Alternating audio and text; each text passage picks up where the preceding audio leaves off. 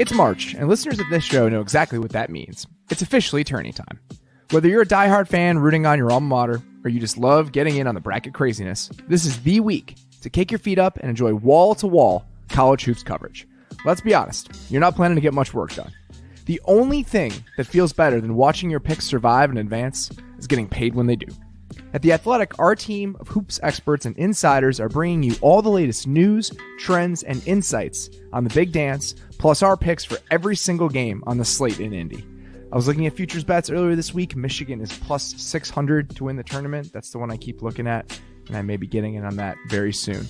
And now, The Athletic is partnering with BetMGM to bring you the best exclusive offer to bet alongside us and win.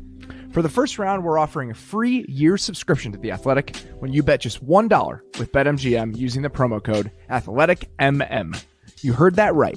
$1 gets you a full year of The Athletic for new customers, or a full year extension if you're already subscribed. Plus, when you pick alongside our team and win, BetMGM will give you an additional $100 bonus. Register with BetMGM using bonus code AthleticMM and bet $1 to win $100 when any of The Athletic's picks win their first round matchup. Plus, we'll give you a 1-year free subscription to The Athletic so you can experience the absolute best coverage of the tourney. Go to BetMGM.com and use the promo code AthleticMM when you sign up. New BetMGM customer only.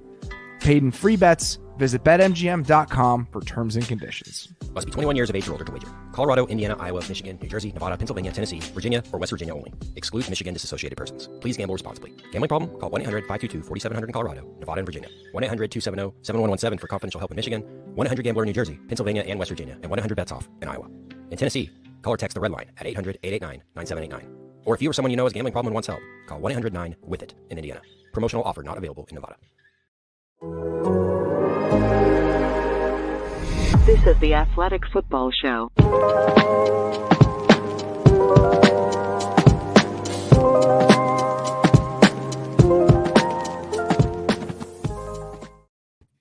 Welcome to the Athletic Football Show. I'm Robert Mays, and joining me today, a man who gave the Bears an F for signing Andy Dalton in his free agency grades, Sheil Kapadia. Sheil, how you doing, buddy? Well, as I said, my grades are correlated to whether I've eaten recently or not. And I haven't eaten recently for this podcast. So I'm ready to come out, spit some fire, and just crush some teams here with you.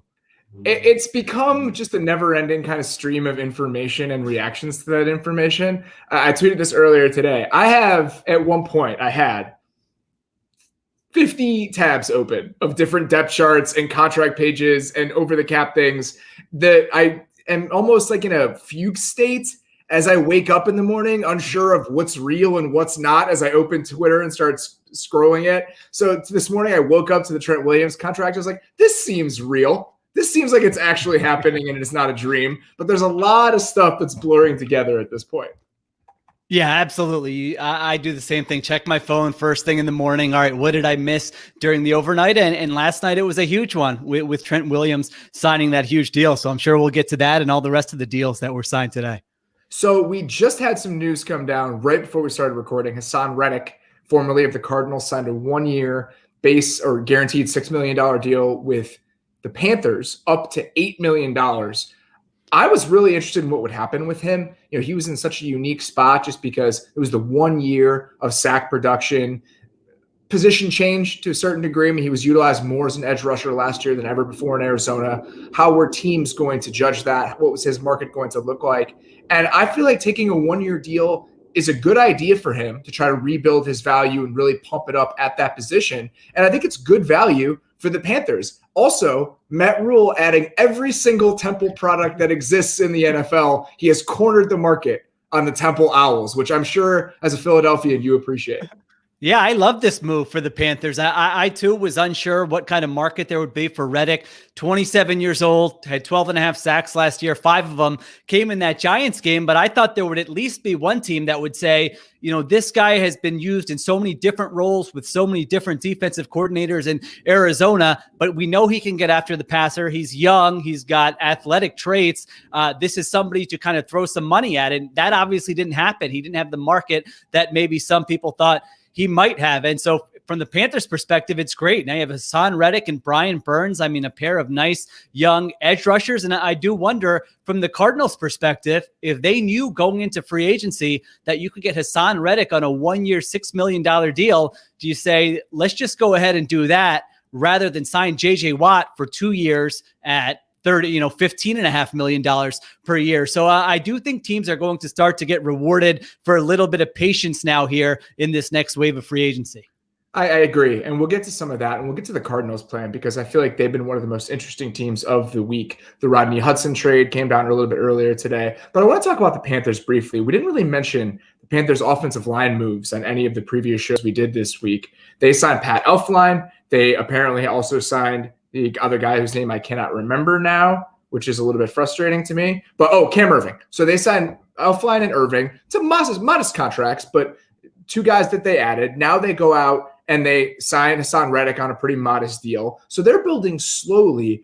Where do you think the Panthers are right now? Obviously, they're a team that's been in discussions about adding a quarterback, potentially Deshaun Watson, potentially in the top 10 or moving up to 3 to get somebody. It feels like they're in this awkward holding pattern in a team building sense where I just don't know exactly what this team is going for or what they're trying to accomplish in this exact moment. I mean, I just keep, there's that story of David Tepper, like when he hired Matt Rule, he was like, I'm not taking no for an answer. I'm just picturing Tepper getting in a room with whether it's Easterby or Caserio and saying like, listen, you guys are not leaving until Deshaun Watson is fine. I mean, that's what it feels like this offseason is leading up to, because you're right. I mean, they're signing some journeyman offensive linemen. All right, that's great. You need some bodies there. That doesn't really move the needle. Reddick is a nice player, like I just said, but this is a 1-year deal. It's not like they signed somebody who's going to be a core piece for them for 3 or 4 years to come. So to me, everything just comes down to what they're going to do at quarterback. And like they couldn't be more obvious. If you read, our Panthers beat writer, Joe Person, or if you read anything else coming out of Carolina, like they couldn't be any more obvious that they want to upgrade at quarterback. And there's one specific quarterback that they are going to hold out on for the entire offseason. Now, if that doesn't happen, I don't know what they do. I guess they kind of just run it back with Teddy Bridgewater. And next year, I wouldn't say is a wasted year, but you develop some of your younger players and build through the draft. But to me, that just seems to be what they're doing is they're just like, all right, we'll make a move here and a move there, but we are waiting on Watson. And I think at the offense, that makes sense. If they were to swing a trade for Watson, you drop him into that group that they have right now. I think they have serious questions along the offensive line still. After losing Russell Okung, they bring Taylor Moton back, but it was Greg Little going to play at left tackle? Is that a spot they think Cam Irving can play? I think they still need an answer at some of those offensive line spots, but the offense overall, I think will be fine. They outperformed expectations last year with Teddy Bridgewater at quarterback. So if you drop Deshaun Watson onto a team with Robbie Anderson, DJ Moore, Christian McCaffrey, and Joe Brady, I think that's going to be okay. The problem is if you swing a trade for Deshaun Watson, you're short on resources now. That's going to require you giving up a lot. And there are still, even with adding Haason Reddick, major questions about this defense. This is a team that finished in the bottom third of the league last year. You'd hope you have some incremental gains from guys like Jeremy Chin, your Gross Matos, guys you brought in last year's draft class that was solely dedicated to defense, but they still have holes over there. So I just wonder if they're thinking, if we go swing this massive trade for Watson, we have the potential for a top 5 offense. We piece together the defense later, even if some of that draft capital is lost. I'm fascinated by how the next month of Carolina Panthers football is going to go here.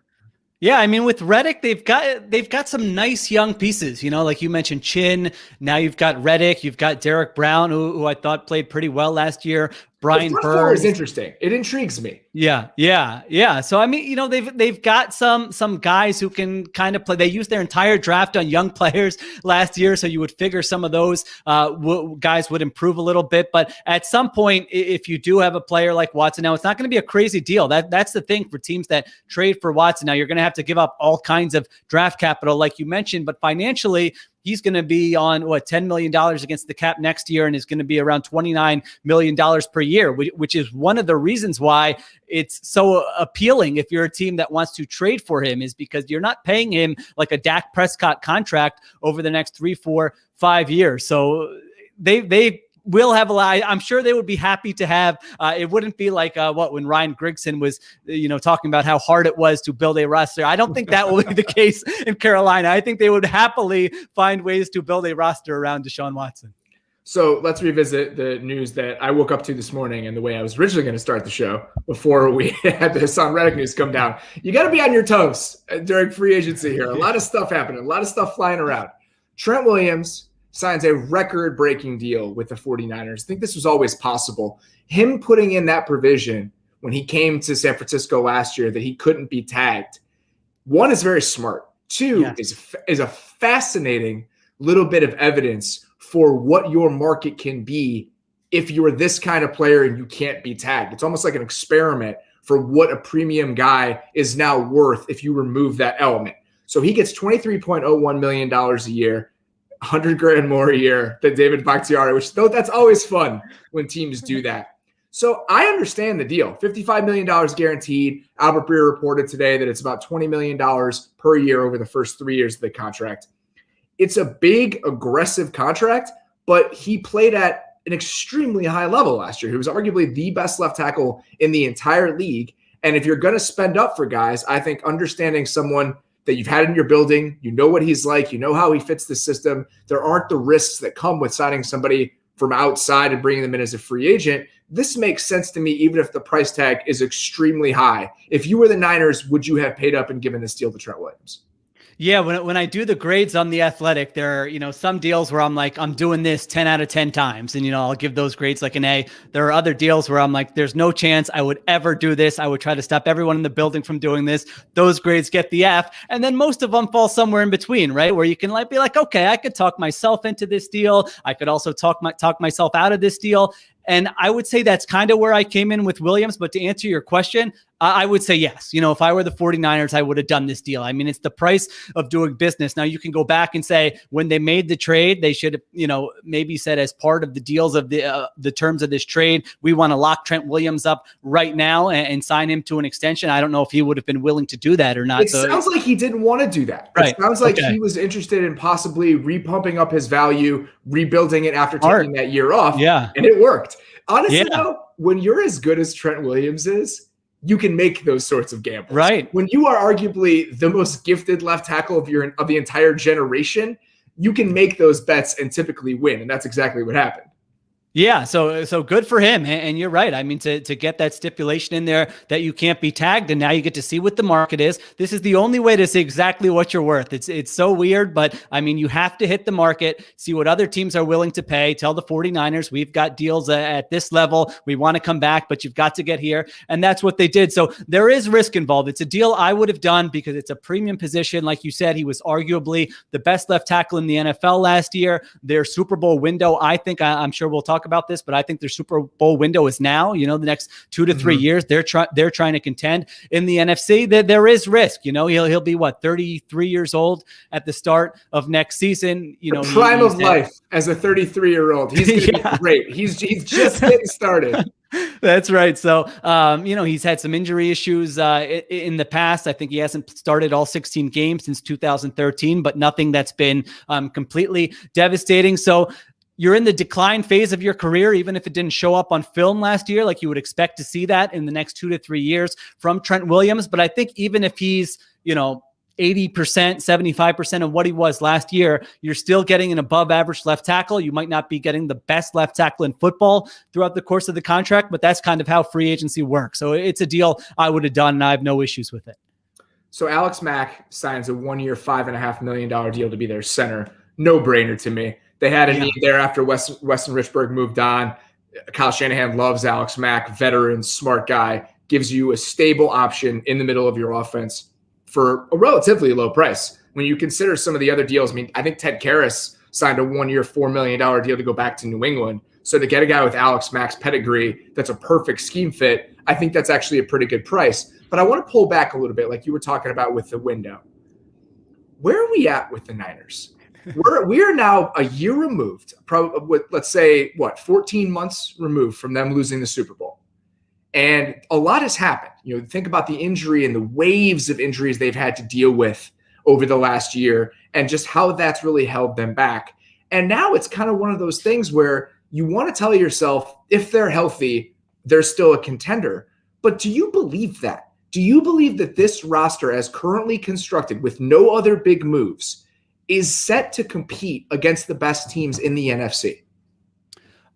I do. I wouldn't put them on like the short list of favorites, but I would probably put them in whatever that second tier is, without having gone through all the teams here. But to me, it is very surprising that they have not addressed the backup quarterback situation to this point, because like you mentioned, Jimmy Garoppolo's injuries has torpedoed their seasons. I mean, they've won 6 games or fewer in 3 of Kyle Shanahan's 4 seasons there, which is crazy. And you can look at the injuries and they're absolutely valid. It's not, they're not losing because of Kyle Shanahan. They've been kind of devastated here. But now you look at it, and going into this year when the quarterback has missed 23 of a possible 48 games over the past 3 seasons, like, this year, if Garoppolo gets injured and there's no backup plan, well, that's on the organization, because you needed to have something ready here. And so I think if Garoppolo is healthy, like, I'm not the biggest, Garoppolo fan, but I was just looking at some numbers, and you could easily make the case that since he's gotten there, he's been probably around like the 10th or 12th best quarterback in the NFL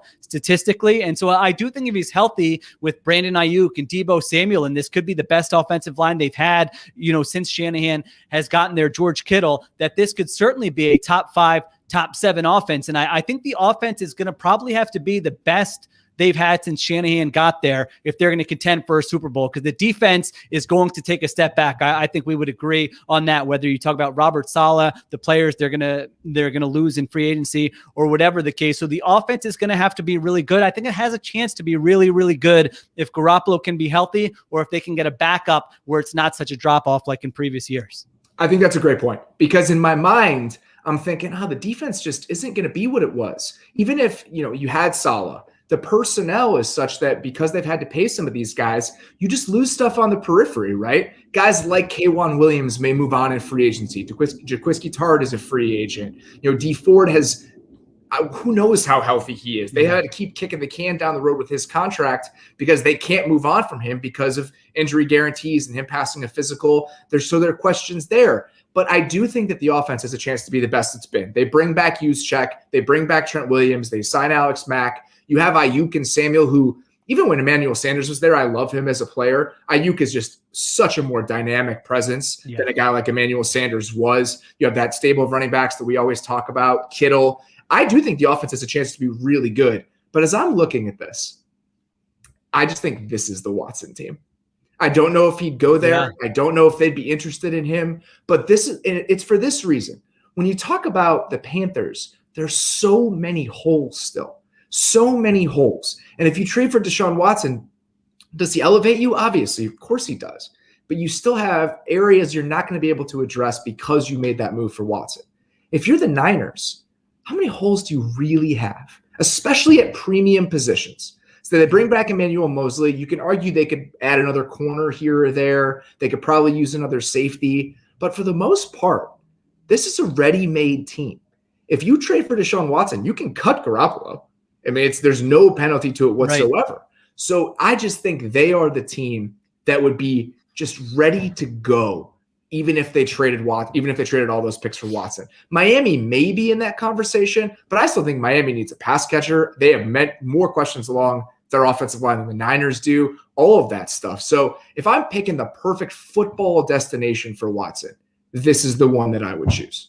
Yeah, I think I did like a predictions article right after the Super Bowl. And I was like, Watson and Shanahan, like, they're the team where really I would be a bad GM, because I would be like, there's almost no price I wouldn't pay, because I would just say, you know what, if I have Watson and Shanahan for the next 5 years, I'm competing for Super Bowls. You know what, we can figure the rest of it out. But like you said, they have a very good roster, even if you include one of your blue chip players, right? Let's say Nick Bosa. It's Nick Bosa and 4 first-round picks.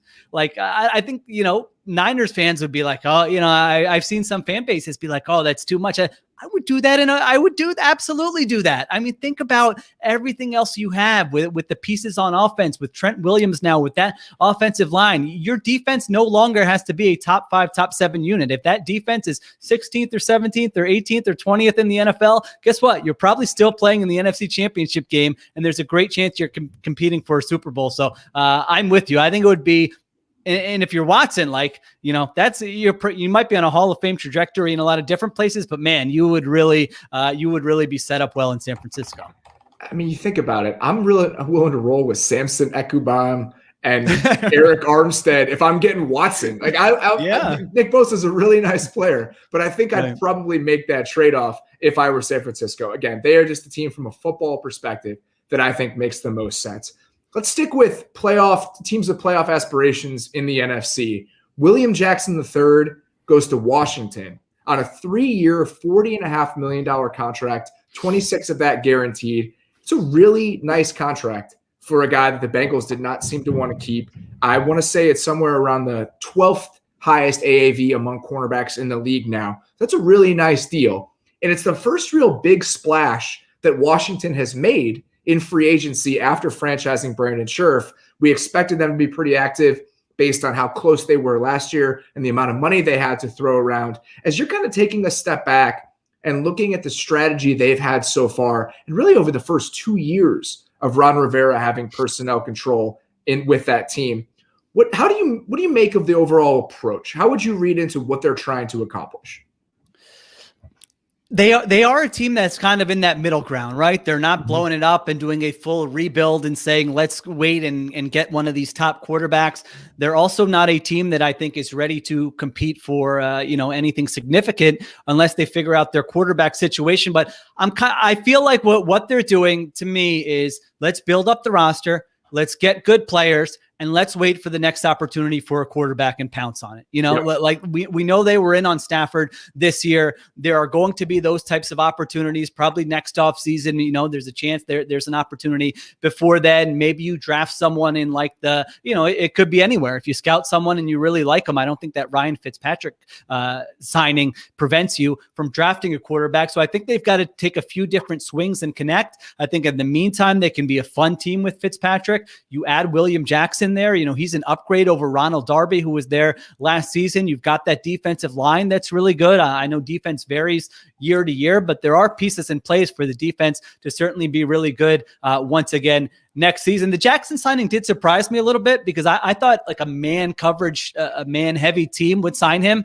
You look at his numbers and just, what he was as a prospect and what he kind of played really well. I thought if I'm a team that plays a lot of man coverage looking for a really talented young corner, that's who I would sign. But Washington, they obviously have that quarter scheme. They play a lot of zone. So that surprised me a little bit that he was the guy they targeted. But obviously, no team plays all man or all zone. So I'm sure they saw his skill set, what he did in Cincinnati, and thought he could fit. So that's an interesting point. I thought the same thing. I went back and I watched him today, and God damn, is he fast. I mean, he is very physically gifted, and he's really good in man coverage, and I thought that too. It's like, man, this is a team that played a heavy amount of zone, a heavy amount of quarters, but I'm wondering if that scheme was informed by the lack of elite talent they had on the back end last season. If they bring in guys like William Jackson and they signed Kendall Fuller last year, that was their other big free agency move in their first offseason with Rivera there. As they build up the secondary, would they be willing to be a little bit more aggressive in the types of defenses they play? Could they be a little bit more varied?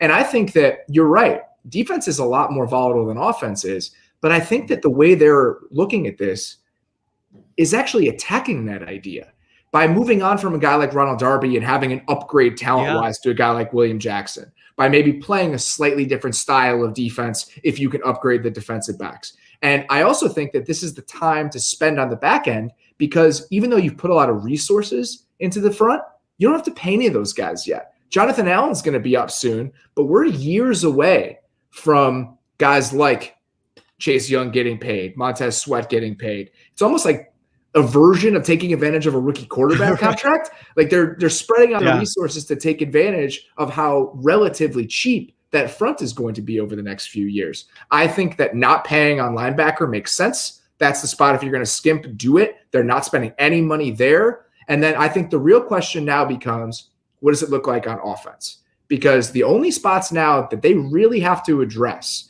where it's like, all right, we desperately need an answer here is your other outside receiver or just receiving talent in general and left tackle. And that is a spot where theoretically, if they don't want to go spend in free agency on a guy like Galladay, which I don't think they will. I don't think they'll spend up for somebody like that. Could you find a tackle and a receiver in the draft? like that they're building patiently. I think they're doing this in a way that I understand and appreciate. And I just think that the overall vision and just self-awareness about where they're at right now, I think speaks very well to just the approach they're taking as a franchise. Yeah, it's not what we're used to with them, with the Certainly Washington not. teams we grew up with. But you're right. I mean, William Jackson's 28 years old, so like you're not paying a 31-year-old corner on a big contract, and it's a reasonable contract if you think he's a quality number one corner, even a high level number two. Now, I will say with Golladay, given that they have Fitzpatrick, that got me a little bit excited about Golladay. Jump balls. Fitzpatrick just chucking the ball downfield to him a little bit. But I do think they will do something at wide receiver. But there are younger guys. Maybe they sign someone like a Rashard Higgins or something. That's not going to break the bank. The guy's 26 years old. Maybe he develops into a nice number two receiver. And so you're certainly being patient there. Yeah, I really do appreciate the way they're doing this. And I just think that the spots they need are spots that apparently are flush in the draft. If you don't spend on left tackle in free agency. Trent Williams was an anomaly. For the most part, those guys aren't available. So being patient at that spot, I think, is smart. Being patient at that receiver spot and saying, we have a price point. We're not going to stretch ourselves. We'll find a compliment to McLaurin. They're doing this at the right pace. And I think that they're setting themselves up well to have another promising season, even if they don't necessarily win the division again. All right. Speaking of teams and their big picture plans here, we have not delved into the Jags signings very much. I wanted to put those on the back burner because I just didn't feel qualified to have an actual discussion about Shaq Griffin and Rashawn Jenkins as of yesterday. I spent the morning watching them. I'm very interested in what the Jags defense is going to look like and what they want it to look like, because the Shaq Griffin contract is 3 years, $40 million with $29 million guaranteed. That's a lot of money for Shaq Griffin. Was he there when you were covering the Seahawks, or were you there the year before? I was there when he got drafted. So, okay. Yeah, I covered the draft where they picked him and, watched him probably that spring and maybe a little bit of the summer. What did you think of the deal when you first heard the numbers for him right now? I thought it was fine. I thought it was the going rate. It's similar to the William Jackson contract. Now, Griffin has not been as consistent a player as Jackson has been, but I could see finding him really appealing because his physical traits are off the charts. I mean, you look at size, speed, athleticism, all those things. I know when I was in Seattle. Yeah, I mean, he's prototypical in like all those areas. And I remember when I was in Seattle and they were drafting him, one of the stories was he came on one of those official 30 visits and the coaching staff was just like, we're in love with this guy. And he's got a great personality. He's a great teammate. So, free agency, that's something you have to consider. You're bringing somebody in who you don't know a lot about. How's he going to fit, culture, all those different types of things. And so I do think he's 26 years old. And so he's somebody whose career, who you now could see the best, part of his career right now. His best football could be ahead of him. Now, he's been inconsistent. He's gotten beaten. He's had bad games. I'm sure Seahawks fans would tell you, but he also does provide that upside. So when you talk about what kind of defense they're going to play, I mean, now they've got Shaq Griffin and CJ Henderson. And so, are you going to be like a press man team and just have play single high and let those guys really go to work there on the outside? I don't know, but those are two very talented young corners. So I think it was a fine deal. I think it's the type of deal the Jaguars should be making. Young guys, if you have to pay up a little bit, that's okay. You have cap space, but you're filling a premium position.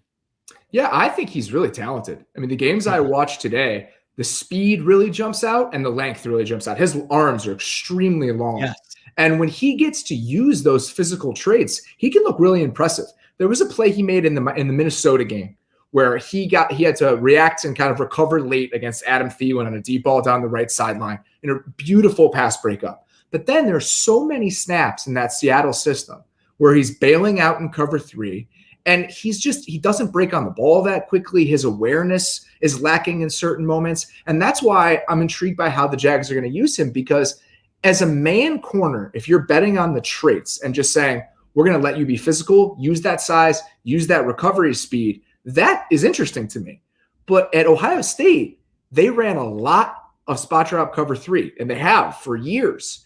And I wonder what their system is going to look like, because I believe their secondary coach is from the Ohio State staff, but Joe Cohen, their defensive coordinator, was in Baltimore, where it's all press man. Yeah, so right. what that defense ends up looking like and how Griffin ends up being deployed in that defense, I think will go a long way in them getting value on that deal, because I want to see him play up closer to the line of scrimmage, use that physicality in ways that he didn't get to all of the time in Seattle. I mean, you watch, there are a lot of completions in front of him as he's bailing out in cover 3. And that's not always his fault, but it's just one of those things where it's like, God, I want to see that guy actually used in ways to use that physical ability that he has. And so the same kind of thinking applies to Rayshawn Jenkins. So they signed him to a 3-year, $35 million deal with $16 million guaranteed. If you go watch Rayshawn Jenkins on the Chargers last year, it's just Cam Chancellor. I mean, it's not to that level, but that's the role he plays. He is a true, strong safety in a cover 3 system, the truest, most traditional cover 3 defense that still existed in the league last year with Gus Bradley with the Chargers. So do they want to use some version of a spot drop cover 3 system that these guys are really familiar with? And if they do, is it worth paying up for these guys? So just the vision and how it aligns with the types of players they're chasing and the prices they're paying. I don't have any definitive answers on it yet, but it's definitely something I'm going to be keeping an eye on.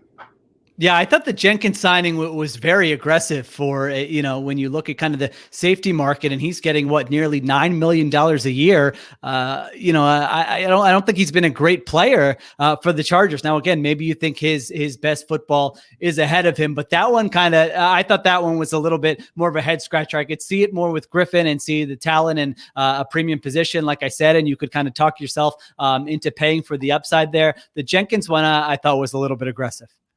It's almost the exact same deal that Adrian Amos got a couple of years ago from the Packers. It's almost the exact same contract. I think Amos was $9 million a year. Yeah. Jenkins was $8.75 million a year, and they had very similar guarantees. So who would you rather have on that deal? I like Amos. Yeah, I'm an Amos truther. I like Adrian Amos a lot. So I think that's if you're looking at value and what guys are going for and comparing deals, it's an overpay. But they were always going to have to overpay. I mean, they are not a team that is set up to be an attractive destination. So how they're piecing together this defense, I think, is really interesting. So if you move to the front, I understand how the pieces fit together. So they signed Tyson Alualu, they traded for Malcolm Brown, and they bring in Roy Robertson Harris. So you have Alualu and Brown are just true run-stuffing defensive tackles. Like, that's what they do. Alualu had the best year of his career probably last year in Pittsburgh, surrounded by all that talent. Malcolm Brown, solid run defender, gives you almost nothing as a pass rusher.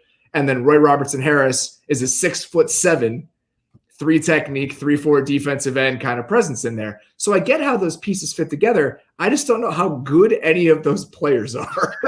That's my thing. So it's like, all right, I get what they're doing. I just don't know how good this defense is after this flurry of moves that we've seen over the last few days. I was going to say, if you take a step back and before free agency, we knew the Jaguars were positioned to, they had the most cap space. They were positioned to be most aggressive. If you would have told me this was like the haul, I know we don't want to win like the offseason and all that, but I would have been like, wait a minute, what? That's what they ended up with in the first few days of free agency. I mean, Roy Robertson Harris at $8 million a year. I mean, it's a lot of money for Roy Robertson Harris. You watched him more than me, but I was like, I kind of like Roy. I was like, ooh, he'll be a nice rotational piece for like a contending team on kind of a lower level contract, and to be that aggressive, especially with this pass rush market. I mean, there are guys who are going to be available for weeks from now where we're saying, why is this guy still available? He's going to have to settle for a 1-year, $6 million contract. So, I mean, I was not expecting during the 2-day negotiating window for Roy Robertson Harris to lock up the 3-year, $24 million deal. So that also was a bit of a head scratcher to me. I will say this, though. They haven't done anything that's like batshit insane. There are none of these deals that are like, this is nuts. Blowing out the competition in the market on certain guys. These are hefty deals, some of them, but they're not deals that are just like, we are taking these huge swings. We're leveraging our financial future, any of that. I mean, by the time the Griffin deal and the Jenkins deal end up becoming really expensive, they don't have any guys to extend anyway. And so it's almost like they're playing with funny money here for the next couple of years. If the free agency is about plugging holes, again, I just don't know how good this defense is with some of these day one starters based on the prices that they've spent. One of the deals I did like, though, I always thought that Marvin Jones was going to be available for a reasonable price and was going to help whoever he landed with. I've always thought he was a really nice player. 2 years, $12.5 million for Marvin Jones. So you put him on that offense with DJ Chark and Laviska Shenault, the offensive line that's ready-made. It's the one spot on their roster that's set. And you have James Robinson already. You drop Trevor Lawrence in there. I'll watch that. That is something that I will be. I'm very interested in how that looks. And the Jones thing, obviously, there's a connection with Darrell Bevel, who he was with in Detroit for the last couple of years. There's familiarity there. That could be a pretty fun downfield explosive passing offense if Trevor Lawrence is good from day one. Yeah, I mean, Jones's numbers are like, if you just look at his numbers over the past 5 years, they're bananas. When he's on the field, he's great. Yeah, he's productive, and some of that is volume and targets and all that. But yeah, I thought that was a good deal. I was surprised that a contending team did not target Marvin Jones for that deal. You know, somebody like if the Packers wanted to add to their receiving core and get someone who was kind of reliable and wasn't going to cost much. So I was a little surprised. He's redundant to me there, though. I think that that's a redundancy skill set wise. Big, long. I don't know how much different. I think he's a better ball winner than a guy like MVS is, but I want somebody there that can move. Will Fuller, Curtis Samuel, somebody in that range. The team I thought he made sense for was Washington. If you want a big physical guy opposite McLaurin and you don't want to pay top of the market money, can you get him for, I don't know, it's $6.5 million a year? Is that a third of what Kenny Golladay is going to get? Right. That to me is intriguing value. But obviously the Jags were the ones that scooped him up. I think he'll be good there. And he's one of those guys.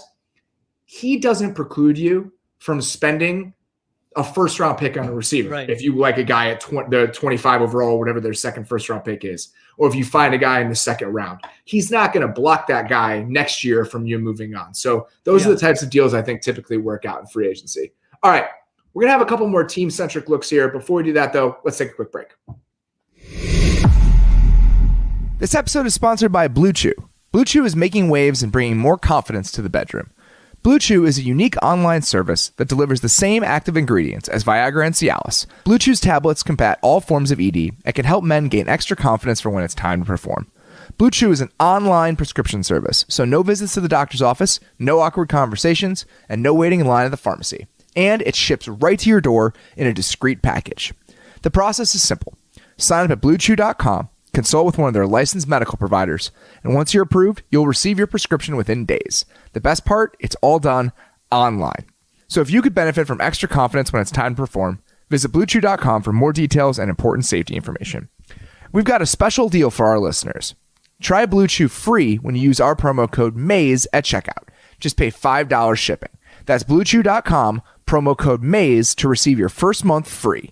And we thank Blue Chew for sponsoring the podcast.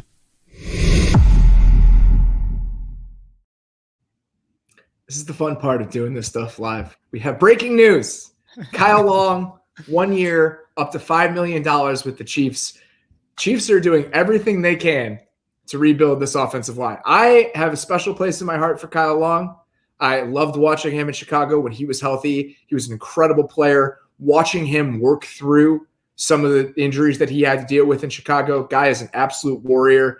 And if he can be anything close to the guy he was before those injuries really took a toll on his career, then the Chiefs are getting great value. And now they have two new starters at guard, if that's where he ends up playing, after bringing Tooney in. They wanted to address the offensive line, and that's exactly what they're doing here. Yeah, Gronk kind of rewrote my thoughts on when a guy takes a year off and comes back. You know, before I would usually be like, he's not going to be the same. But my gosh, Gronk came back and was incredible last year. So maybe it is, maybe Kyle Long can come back. I think you're right. They don't need him to be an all-pro type guard next year. They need him to be a solid starter. If you're getting that for up to $5 million a year, then that is a very nice option. So yeah, they were very aggressive with Joe Tooney. That one certainly surprised me at $18 million a year. Now they fill the other spot there. Yeah, well, but they've also got Duvernay Tardif is coming back, right? So I wonder, how do all those pieces fit? Is Long more of a rotational guy for them? Can any of those guys move to a different position? I know Joe Tooney's played every position. I don't know what I don't know what they're going to do with all those pieces.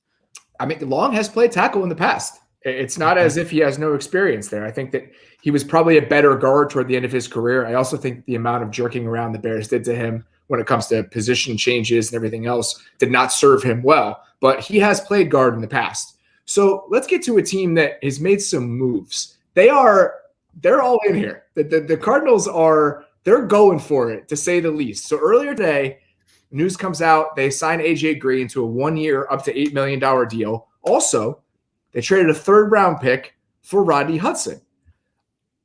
I don't know how well Cliff Kingsbury is going to be able to use these guys. I don't know what the ceiling is for them schematically. I have a lot of questions just overall about that staff and the approach and whether it's the right group to get this team over the hump. But they're absolutely being aggressive, and I understand it. Like, when you think about the needs they had, the positions they need to fill, I mean, these are two guys. We'll talk about Green in a second, but the Hudson deal, I think, is really smart. Everyone in the league that even has a slight question at center should have been after him, and now the Cardinals go and get him. That's a definite upgrade. So their offense, I mean, they're plugging holes left and right here. I just don't know what the final product is eventually going to look like with the Cliff Kingsbury thing here. Yeah, I think last time I was on was right after the J.J. Watt signing, and I think we were both like, well, that's fine, but what are they doing on offense? Because that might be all that really matters. And so now they've done a little bit on offense. Yeah, the Hudson situation was really weird. Vic Tafora of The Athletic, the great Raiders writer, was basically writing that Hudson wanted out. We thought Hudson was being released at this time yesterday, and then I don't know if someone called the Raiders and were like, you might be able to trade this guy. Now they get a 3rd-round pick. Normally when this happens, like, the team ends up getting like a conditional 7th, or like a. But that's why it was shocking. Yeah, that's why I was like, it's like, really? You couldn't trade anything for, like, you couldn't get anyone to trade for this guy? I mean, his base salary is like $9 million, and he was playing at an all-pro level recently. So this makes much more sense than just straight up releasing him. So now you have Rodney Hudson at center. They have DJ Humphries at left tackle, Justin Pugh. They re-signed Kelvin Beachum today to presumably be their right tackle. So their offensive line, I think, for the most part, is a solid group. I mean, especially after Hudson getting in there. We talked about him yesterday with Nate. Force multiplier. He makes the guys around him better. And I think for a young quarterback like Kyler Murray still is, and you consider the offense he came from in college and how much protections are going to be helped by Hudson being there, I think it makes a ton of sense. The AJ Green thing, how much do you think AJ Green still has in the tank? I went back and watched him a little bit today, and I'll say this. He was better than I thought he was going to be. I watched the last 4 games of the Bengals season, and he was moving better than I anticipated when I turned on the tape. Yeah, I think you watched the right part of the season, because earlier I remember thinking, like, this guy's cooked. I mean, some of the numbers are really alarming on AJ Green last year. I mean, if you look at it, yards per route run, he ranked 92nd out of 103 qualifying wide receivers. He caught 45% of his targets. That ranked last out of 103 qualifying wide receivers. I know they had quarterback injuries later, but they had Joe Burrow for a time there. And if you look at the other wide receivers on the roster, T. Higgins was making plays. Tyler Boyd was making plays. I just feel like the Cardinals get reckless sometimes. They're just absolutely they do. Yeah, let's go get that. Like, why are you rushing out and paying AJ Green $6 million right now? Like, just chill, be patient, wait a couple weeks. You know what? If everyone else is gone and you want him, then if he gets signed, it's okay. There are other options. Like wide receiver, there's been no movement. There are so many veterans out there. There are guys who are going to be available for at the same price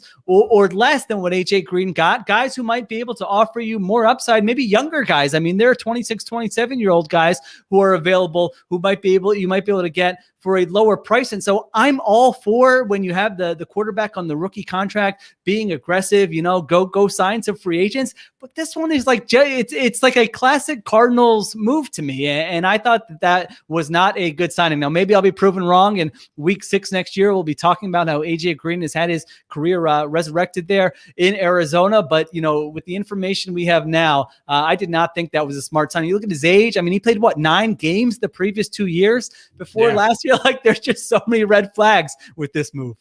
I agree. I think that you'd have to really talk yourself into this. And I was impressed. He looked better than I thought he was going to look, but I thought he was going to look unplayable based on his production last year and some of the stuff we saw. My yards per route run stat was a little different than yours. I must have had some different qualifiers on there. I had 101st out of 112 receivers, 3 spots behind Cardinals luminary Andy Isabella, and 1 spot ahead of Lynn Bowden. So that's the crop of receivers that AJ Green was a part of last year in terms of production.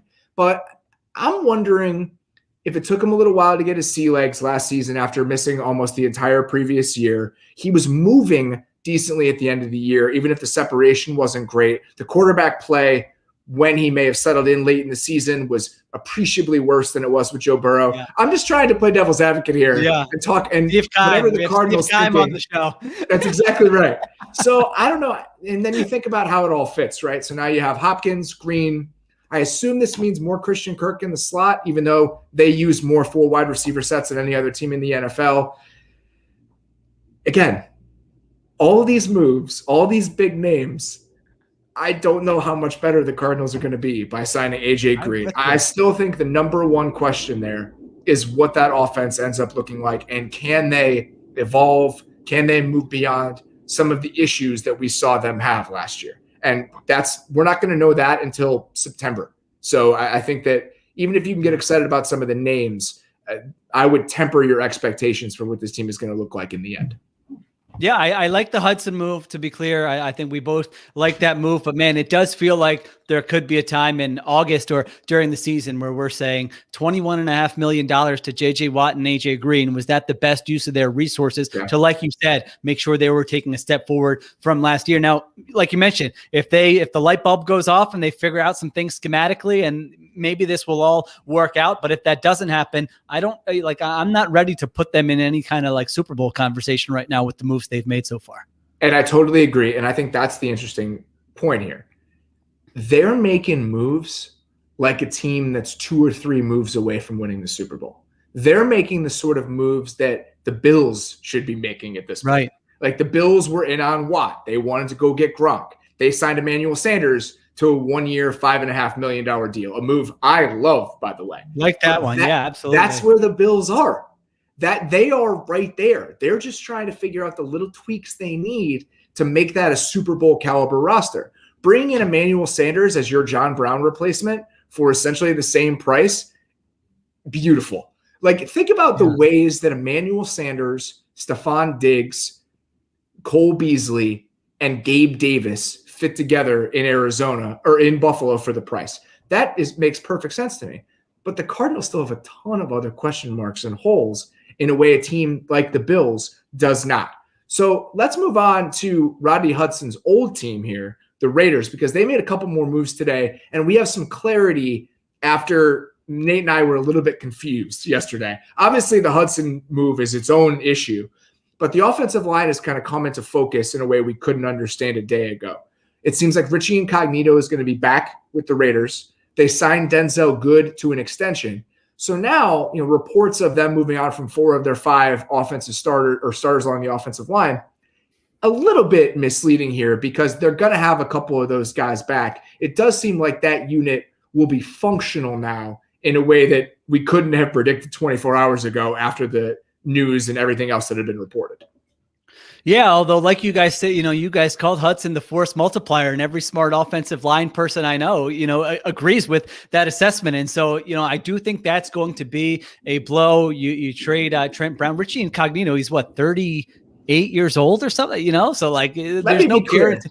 Yeah. I would keep Rodney Hudson, but it seems like they're going to have more starters than we thought. I don't understand what the plan is, but it's a little less crazy to me now, knowing that they're bringing those 2 guards back and that guy that they liked, the free agent whose name I keep forgetting, that was their backup center that they're going to elevate. They still have a question at right tackle. But overall, I think the Hudson move is strange. But the moves that they've made, the Ngakoue signing, you can go back and forth on.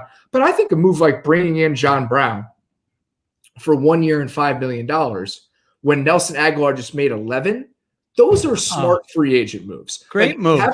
Having the Nelson Aguilar spot on your offense filled by John Brown for half the price, that's what smart teams do.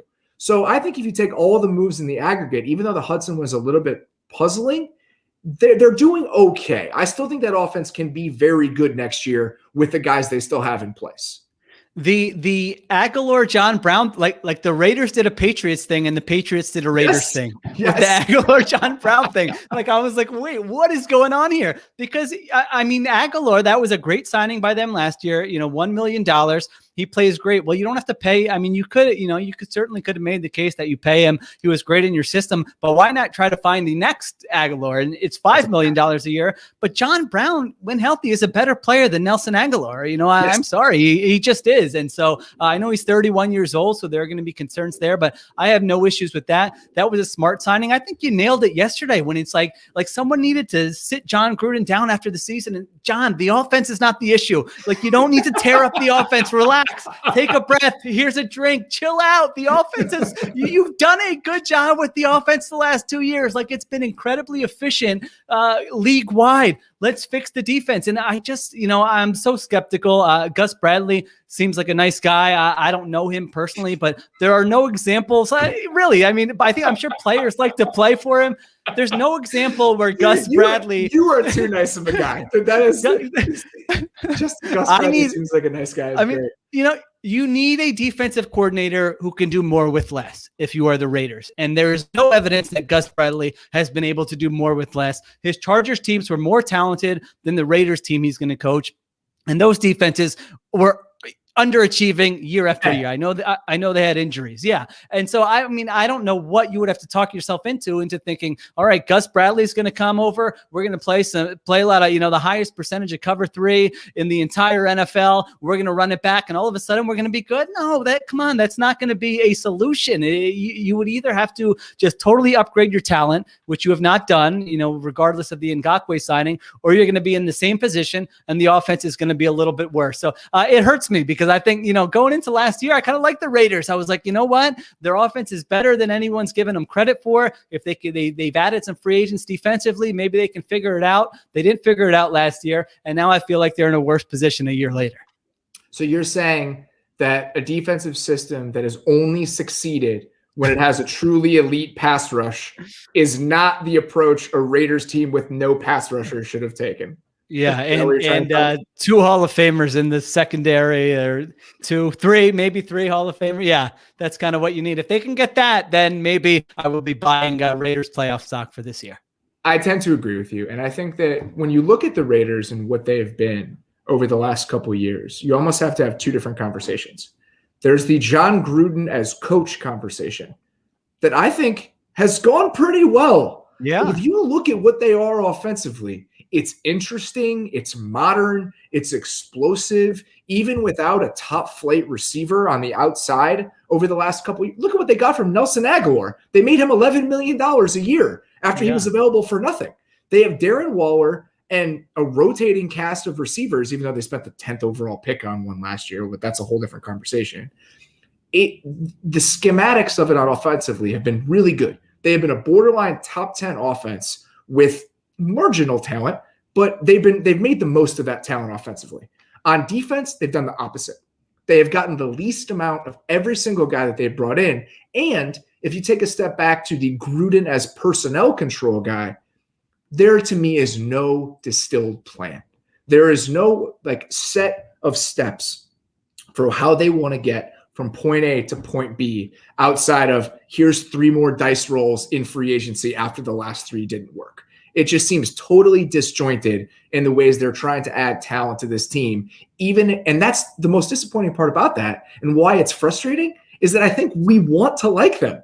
Because the offense is so fun to watch when it's rolling, you want them to get some momentum and figure this out in order to maximize that offense and getting the most out of it. And that just hasn't happened because it doesn't seem like they have a crystallized plan for how they want to build this roster from a talent perspective. Yeah, there were so many, when I take notes every week there were so many times last year where I was just like, the Raiders offense is just moving the ball up and down the field. Like they are shredding this defense. And it's a great point with the plan or lack of a plan. That column I was talking about from Vic DeFore on The Athletic, I recommend people reading it. He said that he suggested that they thought they wanted to go to a plan C, and plan B was investing in the offensive line. And now they feel like they want to spread that money throughout the rest of the roster. And I was like, no, having a good offensive line is good. It can fix a lot of issues. That should not be what you're moving on from. And so I don't think they have much of a plan, and it's a shame. So John Brown signs a 1-year deal with the Raiders. It seems like those are the types of deals that receivers are getting now in that tier of receiver. We talked about Emmanuel Sanders, AJ Green getting that deal, but the big receiving deals have been slow to materialize here. While we were recording, it was reported, I can't remember who it was by, and I apologize for that the Bengals had offered Kenny Golladay a deal, that he was on their radar. The Giants have also been in on Kenny Golladay, so that's the big name. And obviously, guys like Will Fuller are still on the board. Curtis Samuel is still there. Are you surprised by how slow-moving the demand for those spots have been, and the fact that most of the bigger guys at that position, outside of Corey Davis, are still waiting to hear their number called here? I am, yeah, because I think you had teams with money and wide receiver as a need. And, I think Kenny Golladay is a really good player, a really fun player, really unique player, somebody who can stretch the field like that and average 16 yards per reception and play on the outside. Like, those guys can be hard to find. He was really productive before he got injured last year. And so that one surprises me. Certainly a little bit. The rest of them, certainly have some questions. I know you've talked about Juju Smith-Schuster and some of the questions with him. Will Fuller, it's so telling that I didn't even mention his name. Yeah. Will Fuller, like if you're a GM, you can't, I don't see how you can justify signing him to a long-term contract. He's somebody to me who, after he was injured for 4 years and then, got hit with a PED suspension in year 5, if you want to sign him to a 1-year deal, that's fine. I don't know how you could do more than that. Curtis Samuel, I'm surprised, because we've both talked to offensive coaches who just, they start salivating with a guy like Curtis Samuel, and oh my gosh, wait till you see, I'm going to get Curtis Samuel in here. He's going to be running in the red zone, jet sweeps in the slot. This guy's going to have, 1,600 yards from scrimmage. And like some coaches, you're like, oh, okay, they could probably do that. And other coaches, you're like, that's not going to happen. This is going to be a disaster. But I thought some coach would have talked themselves into doing that, and that he would have found that money. So that one certainly surprises me. And then that next tier, or even in that tier, T.Y. Hilton, Sammy Watkins, Rashard Higgins, those types of guys. So we'll see. One theory I was wondering about, do coaches think after the last couple of years, maybe they think it's a lot easier to get rookies to come in, play, contribute right away. We'll use a draft pick there. We don't have to spend big money. And so, maybe that's a storyline to watch. I think it is. And I absolutely think that those things inform one another. We talked about that with Nate yesterday, and we've just seen more pro-ready receivers come out of the league at every layer of the draft. It's not just first-round guys. Think about how many third-round picks over the last 3 or 4 years we've seen come in and produce right away. Why would you sign Kenny Golladay to a $15 million a year contract when the next Kenny Golladay could be waiting for you in the third round? Yeah. And I know that it's much more difficult than that, but that's not a crazy way to frame it. Terry McLaurin was a third-round pick. Chris Godwin was a third-round pick. There are guys waiting to produce at that spot, and it's in ways that have never happened before. So I think that absolutely could be part of it. I'm getting distracted here by some of the news. Albert Breer reported that the Panthers have signed Morgan Fox, who I'm the only person who's going to be excited about that. Me and Nate love Morgan Fox. I thought he was really good for the Rams last year. So that just happened. And there was one other move that so Danny Rossini is the one that reported the Golladay offer. And I think Breer also said it was a 1-year kind of prove it deal for Golladay. So that could be the types of contracts that these guys are being offered. Golladay, Samuel, everything else. And now that we may be moving into that tier where it could be smarter for those guys to maybe sign a 1-year deal, now it's when I think the pool of teams becomes really interesting. Because if it's 1 year, $10 million for Curtis Samuel, if I'm the Packers, I'm mashing the call button. Those are the types of deals I think could be really interesting for teams like Green Bay, Kansas City. If we can free up a little bit of money and just say, this is our 1 year, put us over the top kind of thing, little thing to drop into the offense. If that's the range that some of these receiver deals start falling into, then I think that we could get some teams involved that wouldn't have been if we're talking 4 years, $60 million for some of these guys. And the last two points we just talked about are linked, because there's probability and then there's like possibility, right? So if you are a team that is not going to compete next year, maybe in the next 2 years, if you don't think you're really realistically competing for a Super Bowl, then I think you take the first approach and say, why would we pay a receiver, 12, 14, whatever, $16 million a year? Let's just take some swings in the draft. We have time. We'll find some guys and we'll get them for cheaper. However, if you're a team like the Packers and the Chiefs, you can't go into the draft saying, hey, we are going to draft a starting wide receiver in the second round. It doesn't work that way. We've all seen the odds and the percentages. So you're absolutely right. It's those contending teams. If you are a team that expects to be in the mix, it's like we talked about with the Bills and Emmanuel Sanders, right? They didn't need to spend a 1 year, $5 million contract on Emmanuel Sanders, but they're like, we don't want to, we have money to spend. Let's shore up that offense. We need to have a great offense. And so there are teams like that. I mean, the Chiefs don't have a real number 2 wide receiver right now. Certainly the Packers are a team that could add another pass catcher. And I think you're right. Some of those guys will say, and it's smart for the players too, right? I mean, if you're like T.Y. Hilton or something and you're debating your next move, go somewhere on a 1 year deal. Maybe not T.Y. Hilton might not be the greatest example, but Will Fuller, go play with Patrick Mahomes or on the Chiefs. Yeah, right. It's not crazy. Really, if you're Will Fuller's agent, aren't you like, dude, we'll go there for $2 million. I promise you next year, be careful what you put in your body. Let's stretch a lot, but you will be, but next year, after 1 year with Patrick Mahomes, I promise you there's going to be a market for your services. So yeah, some of those guys, if you're under 30, I think that would make a lot of sense. I will say Will Fuller, there's a chance that he's looking for a longer term deal solely because of the injury concerns that have been lingering with him. So there's a chance he doesn't want that prove a deal, but I think you're right. I'm taking $5 million from the Chiefs. I'm catching 12 touchdown passes, and we'll see what happens next year when the cap explodes. The one other deal I wanted to mention before we get out of here, we had a long conversation about the Niners. His name did not come up. They signed DJ Jones to a 1 year deal. I love DJ Jones. And those are the types of guys, that connective tissue of the Niners defense, I think that's allowed them to be really successful over the last couple of years, even as they've endured some injuries. He's a guy a lot of people are going to talk about, but those are the types of players that have really allowed them to sustain and still be really good. I love bringing a guy like that back. So let's pull out and talk about a little bit of bigger picture here. You have graded every single one of these deals so far. Oh, so I'm sure this is on the top of your head. I'm putting you on the spot here. What have your favorite kind of 2 or 3 moves been up to this point?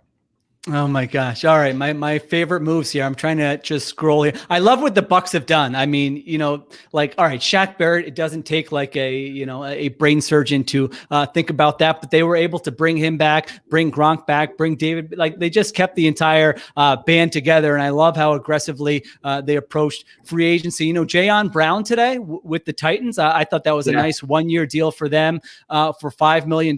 They obviously need players on that side of the ball. I thought the Jacoby Brissett signing was a good one for the Dolphins, regardless of whether they're sticking with Tua or going with somebody like Deshaun Watson. Here's one. We mentioned the John Brown one, but the one I really liked was Justin Coleman with the Dolphins. Did you see this deal today? That is a perfect move. I think it's my favorite one. I mean, this is the type of move if you're going into free agency, target the young guy who had a terrible year last year or whatever, but has it's the back of the baseball card thing, right? You don't want the guy who had the great year last year, but overall hasn't been great. You want the guy who had the bad year last year, but overall has been pretty good. I thought Justin Coleman set the market for slot corners when he signed with the Lions. No other slot corner was getting $9 million a year. And it's not like he's 32 years old. He's 28 years old. Now you have Coleman, Byron Jones, and Xavier Howard. They used a first round pick last year. They're loaded at cornerback. So that was one of my favorite signings of the past few days. You said that the Aguilar move was in the John Brown opposite. The Raiders doing a Patriots thing. Signing Justin Coleman, I know that he's far removed from the Patriots tree to some extent. I mean, he went to Seattle and then to Detroit, but essentially it's New England by way of Seattle that he arrived in Detroit. It's an extension of that tree. Let a guy on the Belichick tree sign a guy for his high price market value, have him fizzle out there, and then you get the same guy at the bargain basement price when he's essentially the same player. The Patriots, this is the Kyle Van Noy contract for corners is exactly what just happened with Justin Coleman landing in Miami. I totally agree. I think it's a great move. And we didn't mention this when we were talking about Washington. It's a slightly different thing, but I think it's still in the same zip code.